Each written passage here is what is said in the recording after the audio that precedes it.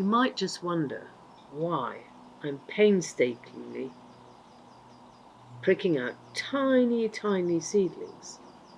Well, the reason is that because I sowed these back in October, at the very beginning of October, moss has started to grow, even though I've covered it in perlite.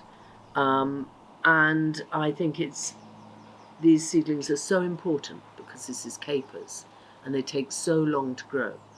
On average, the plants I sell, the minimum age is 3 years old because they will be a year in here. So it'll be another October, it'll be potted up maybe the following spring into 8K and then so on.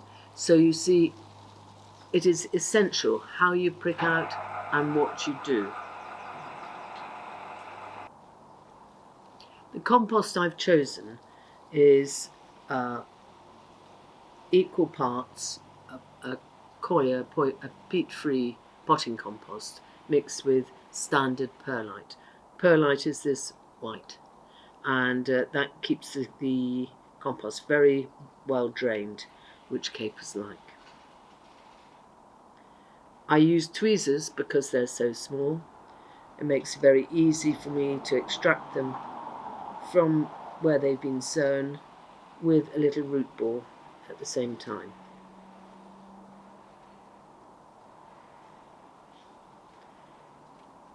They'll stay in the glasshouse for another 2 years before we harden them off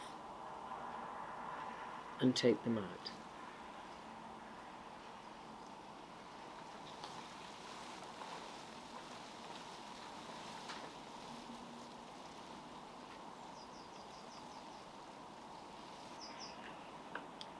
And when you're pricking out seedlings, always hold them by the leaf or by the stem and not by the root.